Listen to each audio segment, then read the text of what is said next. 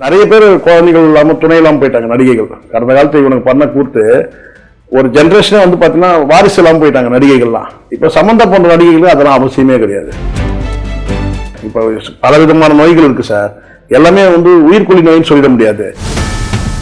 ஒரு பெரிய குடும்பம், நாகார்ஜுனா குடும்பம், அந்த குடும்பத்தில் வாக்கப்பட்டு போய் அங்கேருந்து புறந்தள்ளப்பட்ட ஒரு நடிகை வந்து தன்னை வந்து சுயநம்பிக்கையோட, தன்னம்பிக்கையோட, சுயமரியாதையோட தன்னை வந்து நிலைநிறுத்திட்டாங்க, ஸ்டாண்ட் பண்ணிக்கிட்டாங்க.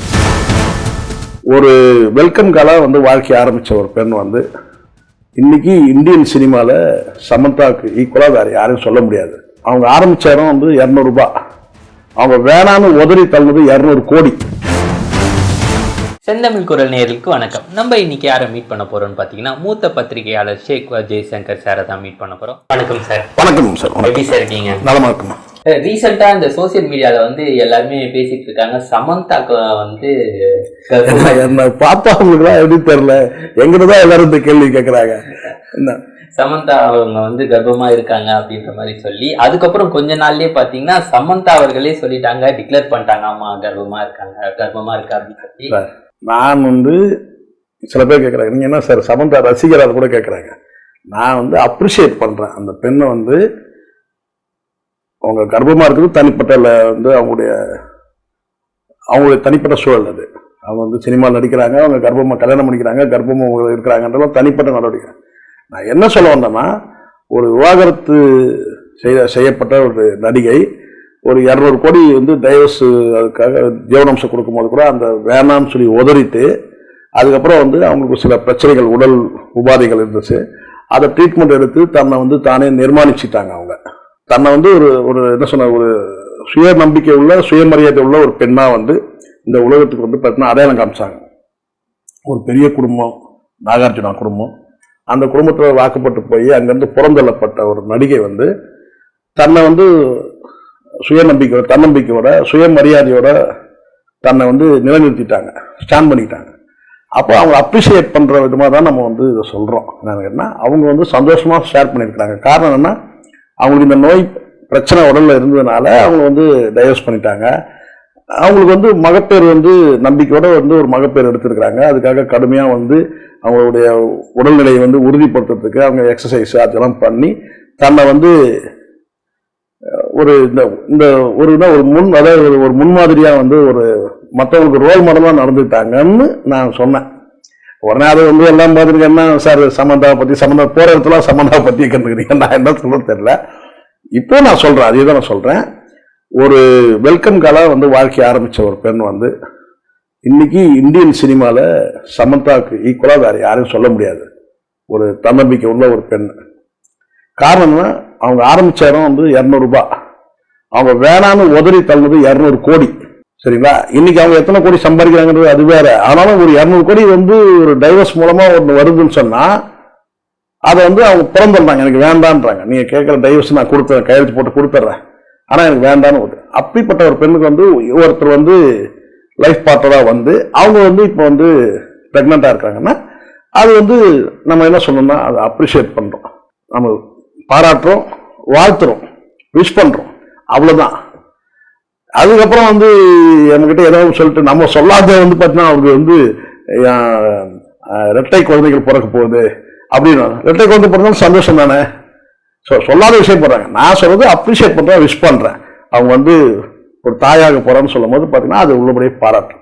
இப்போ டெலிவரி ஆனோடனே இவங்களுக்கு வந்து ஆல்ரெடி சினிமா வாய்ப்புகள் அவ்வளோவா இல்லைன்ற மாதிரி தான் பேசி அப்படிலாம் கிடையாதுங்க. ஆல்ரெடி அவங்க வந்து பிஸியாக தான் இருக்கிறாங்க. வெப்சீரிஸ் எல்லாம் நடிச்சுட்டு தான் இருக்கிறாங்க, படங்களையும் நடிச்சுட்டு தான் இருக்காங்க. இப்போ இந்த படம் என்ன, மாயின் டி பங்காருன்ற ஒரு படத்தில் நடிச்சிருக்காங்கல்ல, எங்கள் தங்கம்னு ஒரு படம், அந்த படத்தில் நடிச்சுட்டு தான் இருக்கிறாங்க.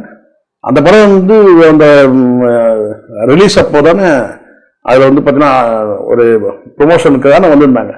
அவங்க அப்போ தான் இவங்க வந்து ப்ரெக்னெண்ட்டாக இருக்கிறாங்கன்னு சொல்லி எல்லாருக்கும் தெரிய வருது. அதுக்கப்புறம் அந்த அடுத்த நிகழ்ச்சியில் அவங்க டிக்ளேர் பண்ணுறாங்க.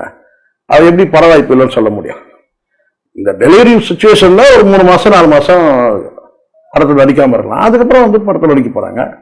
அதனால் அதை வச்சு சொல்ல முடியாது. அவங்க தொடர்ந்து படத்தில் நடிச்சு பிஸியாக தான் இருக்கிறாங்க.